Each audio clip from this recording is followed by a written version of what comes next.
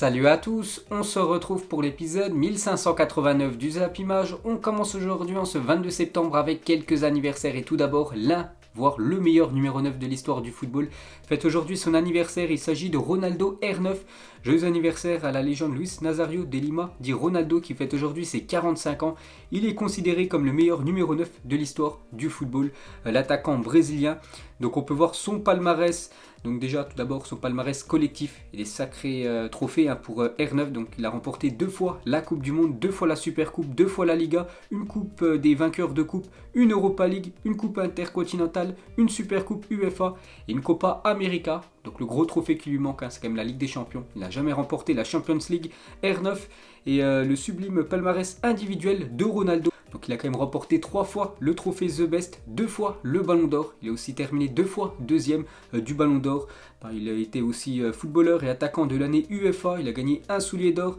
Il a même été dans l'équipe type de l'année plusieurs fois. Donc bon anniversaire à Ronaldo.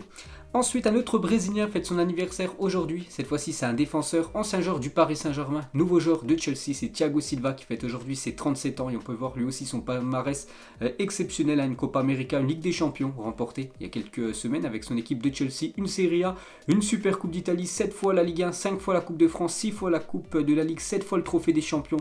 Une coupe du Brésil, une UEFA Super Coupe, un bon anniversaire à Thiago Silva. Et pour finir, l'attaquant français Emmanuel Petit, il fête aujourd'hui ses 51 ans. N'oubliez pas qu'il avait été buteur lors de la finale de la Coupe du Monde 1998. C'est lui qui avait inscrit le 3e but français. Ensuite, on va parler des résultats de la soirée d'hier. On commence tout d'abord avec le championnat italien. Il y avait quelques matchs. On commence avec la grosse affiche, la Fiorentina contre l'Inter Milan. Et c'est l'Inter Milan qui s'est imposé 3-1. L'Inter prend la première place du championnat. On peut voir les buteurs. Et sur l'application OneFootball, l'application numéro 1 sur le football, vous pouvez retrouver tous les résultats, il y a toutes les stats des joueurs, il y a vraiment tout sur cette appli en première ligne de description.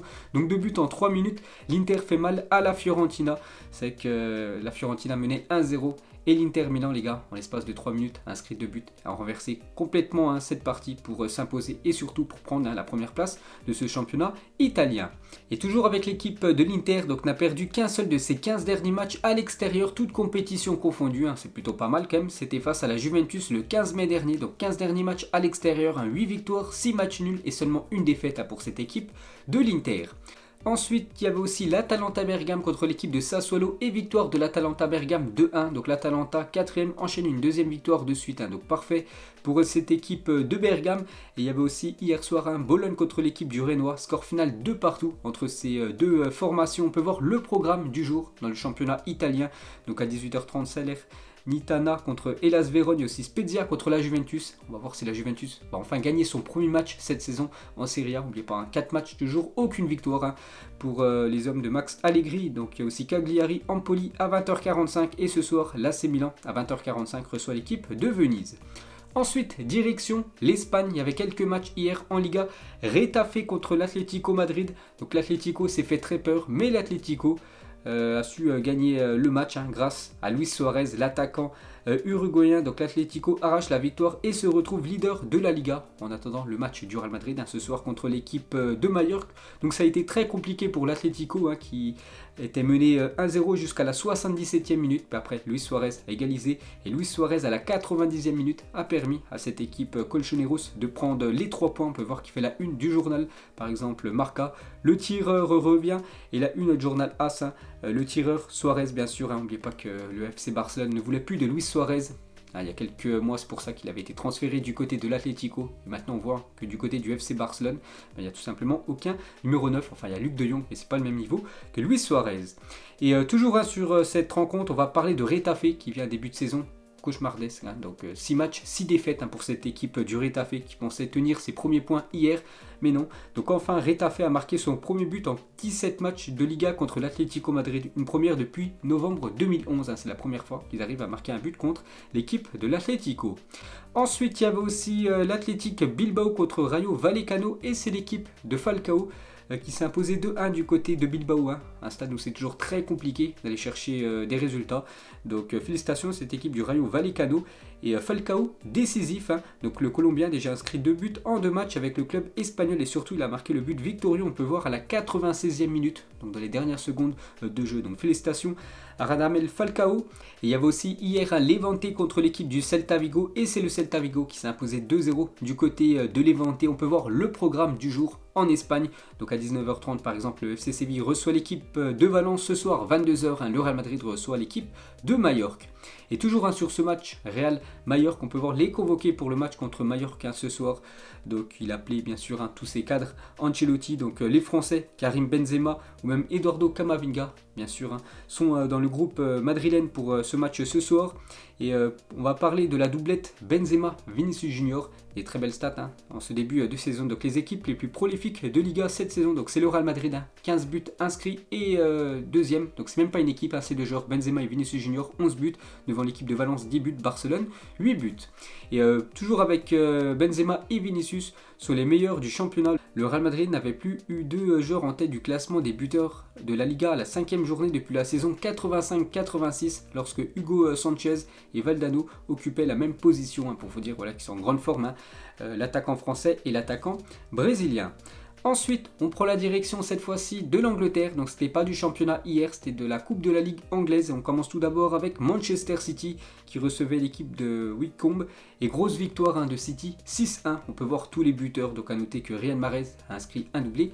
L'attaquant algérien, donc City, se qualifie en 8e de finale sans souci. Mais City s'est fait peur parce que la 22e minute, il y avait toujours 1-0 pour cette équipe de Wycombe. Puis après, Manchester City, bien sûr, a déroulé. Donc félicitations aux Citizens, futur adversaire la semaine prochaine du Paris Saint-Germain en Ligue des Champions. Il y avait aussi Norwich contre l'équipe de Liverpool et Liverpool sans souci s'est imposé 3-0. On peut voir que le japonais Minamino a inscrit un doublé dans cette rencontre. On peut voir sinon tous les autres résultats de ces 16e de finale de la Carabao Cup. Donc en gros voilà la coupe de la Ligue anglaise. On peut voir la qualification aussi de Stoke City ou même de l'équipe de Leeds United. Ensuite, on revient en France, regardez les résultats du multiplex de Ligue 2, c'était la 9e journée hier soir, on peut voir tous les résultats. Donc à noter que l'équipe de Toulouse, encore vainqueur, cette équipe du TFC, et la belle série du Toulouse se poursuit 13. Donc Toulouse a été invaincu lors de ses 13 derniers matchs de Ligue 2, et actuellement bien sûr leader, cette équipe de Toulouse toujours invaincue en ce début de saison de Ligue 2. Et une petite info concernant Alexandre Mendy, donc c'est officiel, il est élu meilleur joueur du mois d'août en Ligue 2, donc félicitations à l'attaquant canet. Ensuite un petit coup d'œil au programme de la Ligue 1, donc aujourd'hui c'est la 7e journée de Ligue 1, donc 5 affiches à 19h, les 5 autres à 21h, donc voilà le programme du jour. Donc il y a des belles affiches, comme l'AS Monaco contre l'équipe de l'AS Saint-Etienne, Nantes contre l'équipe de Brest, Angers contre l'équipe de Marseille. Donc on va parler de tout ça, on commence tout d'abord avec le Paris Saint-Germain qui joue ce soir à 21h du côté du FC Metz, donc c'est le dernier qui reçoit le premier. Donc on va parler de Léo Messi, donc il a passé une IRM ce matin qui confirme les signes de contusion osseuse. Un nouveau point sera effectué dans 48 heures, point médical, donc l'Argentin manquera donc Metz, Paris Saint-Germain. Donc ce soir, c'est bien officiel, Léo Messi est forfait pour le match de ce soir contre l'équipe de Metz. Il n'est pas là, il pourrait même être absent pour le match de ce week-end du Paris Saint-Germain contre l'équipe de Montpellier. Voilà, pour qu'il soit apte la semaine prochaine, à mardi prochain, pour le match de Ligue des Champions. Bon, pour l'instant, rien de sûr, mais déjà sûr, ce soir, il ne sera pas là, l'attaquant argentin. Et pour revenir sur son altercation avec Pochettino, donc Pochettino et Messi se sont expliqués au sujet du remplacement. L'incident est clos. Donc maintenant, je pense, Pochettino ne fera plus sortir, bien sûr, Léo Messi. Et toujours avec le Paris Saint-Germain, donc une info à prendre avec des pincettes, donc c'est selon El Chiringuito TV, donc un site, une émission espagnole, et ils disent que le PSG pensera à Zinedine Zidane en cas de départ de Mauricio Pochettino, une piste a priori fantaisiste alors qu'il profite de son temps libre depuis son départ du Real Madrid. C'est vrai qu'actuellement Zinedine Zidane est libre, il peut signer où il veut, il peut prendre le club qu'il souhaite, bien sûr Zizou. Et d'après cette émission espagnole, donc le Paris Saint-Germain, s'il venait à licencier Pochettino, donc il penserait tout simplement à Zinedine Zidane pour devenir le nouveau coach de cette équipe du Paris Saint-Germain. Donc le PSG songerait déjà à remplacer Pochettino par Zinedine Zidane. Vous validez? Moi je validerais bien sûr à 100% après Zidane, qui est quand même une personne très liée à Marseille. Est-ce qu'il pourrait venir entraîner du côté de Paris? Je pense, bien sûr. Donc affaire à suivre, bien sûr, c'est une info à prendre avec des pincettes. Ensuite, on va parler de l'Olympique de Marseille qui se déplace ce soir du côté de Angers. C'est comme un gros choc. Angers 4e, Marseille 2e. Et on va parler de Dimitri Payet, n'est pas dans le groupe de l'OM qui affrontera Angers ce soir. Et c'est officiel. Le Réunionnais est encore gêné à l'ischio-jambier. Donc il est forfait. Dimitri Payet, on peut voir le groupe marseillais. Donc sans Payet ni Milik. Donc l'attaquant polonais, toujours pas apte à jouer avec son club. Et toujours avec cette équipe de Marseille. Donc un mercato payant. C'est que Marseille a beaucoup recruté et ça se ressent dans les résultats parce que Marseille déjà produit du très beau jeu et les résultats sont là côté marseillais. Donc cette saison, toute compétition confondue, donc les recrues sont impliquées dans 10 des 13 buts de l'Olympique de Marseille. Donc des sacrés stats pour les recrues marseillaises. Et on peut voir que l'OM fait la une du journal L'équipe aujourd'hui. La nouvelle scène marseillaise, bien encadrée par quelques joueurs d'expérience. La jeune génération donne un nouveau souffle à l'OM, devenue l'une des attractions de ce début de saison. Comme je l'ai dit, les gars, c'est peut-être l'équipe qui joue le mieux en ce début de saison, cette équipe de Marseille. Donc on peut voir cette une inspirée du groupe marseillais Ayam. Toujours avec l'OM, on va parler du jeune Bamba Dieng et El Hadji Diouf, donc ancien très grand attaquant sénégalais. Il parle de la jeune pépite marseillaise. Je l'ai connu avec l'équipe nationale des jeunes. C'est un attaquant, un Didier Drogba. C'est un jeune qui a de l'avenir. L'équipe du Sénégal aussi a peut-être trouvé son grand attaquant en parlant de Bamba Dieng, qu'on apprend tous à connaître en ce début de saison. Il a déjà inscrit 3 buts en ce début de saison. Le jeune joueur sénégalais, n'oubliez pas qu'il a seulement 21 ans. Et Guendouzi, les gars, lui aussi, un cadre maintenant du côté de Marseille, serait le joueur qui impressionne le plus Sampaoli depuis le début de la saison. En privé, le technicien argentin s'avoue bluffé par les prestations de son milieu, l'ancien joueur de Arsenal qui réalise un gros début de saison du côté de l'OM. Et toujours avec cette équipe de Marseille, donc vu que les résultats sont là, les supporters aussi sont présents du côté du Vélodrome et l'OM a déjà enregistré 10 000 abonnés sur une seule journée pour sa nouvelle campagne d'abonnement, quasiment du jamais vu selon un dirigeant du club, parce que hier c'était l'ouverture pour s'abonner du côté de Marseille. Et en une journée, déjà plus de 10 000 personnes se sont abonnées pour les matchs de l'OM à domicile. C'est quasiment du jamais vu du côté de Marseille. Et on peut voir que OM Rennes, le match qui s'est disputé il y a quelques jours du côté du Vélodrome, c'est la plus grosse affluence du week-end devant le match Paris Saint-Germain-Lyon, où il y a eu plus de 47 000 personnes, et devant Lens-Lille, plus de 36 512 spectateurs. Ensuite, on va parler de l'Olympique lyonnais. On peut voir que Moussa Dembélé, Léo Dubois et Thiago Mendes réintègrent l'effectif de Lyon pour le match ce soir contre l'équipe de Troyes. Ensuite, concernant l'équipe de Nice, malgré des examens rassurants, Kasper Dolberg est forfait pour affronter Lorient ce soir à 21 h. Victime d'un coup au genou, l'attaquant devrait être présent samedi face à l'équipe de l'AS Saint-Étienne. Ensuite, on va parler de l'équipe de France féminine après le 10-0 il y a quelques jours lors d'un match pour se qualifier pour la future Coupe du Monde. Donc les Françaises hier jouaient du côté de la Slovénie et victoire très difficile des Françaises, ça n'a pas été le même match. Donc victoire 3-2, donc une victoire vraiment au finish parce que l'équipe de la Slovénie a égalisé à la 88e minute et la Française Majri a inscrit le but victorieux à la 94e minute. Donc félicitations aux Françaises pour cette magnifique victoire. Ensuite, on va parler de Mario Balotelli car il jouait hier. N'oubliez pas que Balotelli joue dans le championnat turc. Il a célébré devant le manager du Beşiktaş aujourd'hui qui a déclaré qu'il n'avait pas de cerveau dans une interview de 2020. Super Mario est de retour. Ensuite, les gars, on va parler de Robert Lewandowski, l'attaquant polonais. Et hier, il a reçu son soulier d'or 2021. Donc c'est quoi le soulier d'or? En gros, c'est le meilleur buteur d'un des gros championnats européens. Il a marqué beaucoup de buts à la saison dernière, vous vous souvenez. Il a quand même marqué 41 buts en 29 matchs de Bundesliga, c'est incroyable. Surtout que dans le championnat allemand, il y a moins de matchs, vu qu'il y a seulement 18 équipes par rapport à la Ligue 1, la Première Ligue ou même la Liga. Mais en seulement 29 matchs, donc il a marqué quand même 41 buts. Donc il a reçu hier son soulier d'or, amplement mérité bien sûr pour Robert Lewandowski. Il a fait une petite déclaration, il a dit « Je suis comme le bon vin, j'espère devenir encore meilleur. L'âge, ce n'est qu'un chiffre, je me sens très bien. Mes indicateurs de forme n'ont jamais été aussi bons. » Donc voilà, pour Lewandowski, il compte encore jouer encore pas mal de saisons au football, encore marqué de nombreux buts. On peut voir qu'il s'est endormi hier avec son nouveau trophée individuel, le soulier d'or. Et c'est que souvent Lewandowski s'endort avec les trophées qu'il a remportés. On peut voir qu'il en a remporté énormément. Et toujours avec lui, donc les meilleurs buteurs en club sur les 6 dernières saisons. On peut voir que c'est Lewandowski, large leader. 235 buts pour l'attaquant polonais devant Léo Messi, 219 et Cristiano Ronaldo 3e, 191 buts. Et pour cette nouvelle saison, donc actuellement, Il est troisième parmi les joueurs les plus impliqués dans le top 5 des ligues européennes cette saison. On peut voir dans ce top 7, on peut voir quand même 3 Français. Donc Karim Benzema en tête, déjà 11 buts. Enfin, il est impliqué sur 11 buts, donc 6 buts et 5 passes D pour Benzema. On peut voir Mbappé, donc 4 buts et 3 passes D pour l'attaquant français. Et Paul Pogba, les gars, donc lui, aucun but, mais 7 passes décisives pour le joueur de Manchester United. Ensuite, on va parler d'un autre Red Devil, donc Cristiano Ronaldo, lors de son dernier match du côté de West Ham. On peut voir qu'il a réalisé une pointe à plus de 32,51 km/h ce week-end. Il a quand même 36 ans et il court toujours aussi vite, Cristiano Ronaldo, plus de 32 km/h. Donc ça a été le joueur qui a couru le plus vite lors de ce match contre l'équipe de West Ham. Le week-end dernier, il a été décisif aussi, Cristiano Ronaldo, en fin de match, quand l'équipe de West Ham a failli égaliser, parce que l'équipe de West Ham a obtenu un penalty et Ronaldo a montré à David De Gea où Noble allait tirer son penalty, donc sur le côté gauche de cette image, et il a bien tiré de ce côté gauche et David De Gea a arrêté le penalty.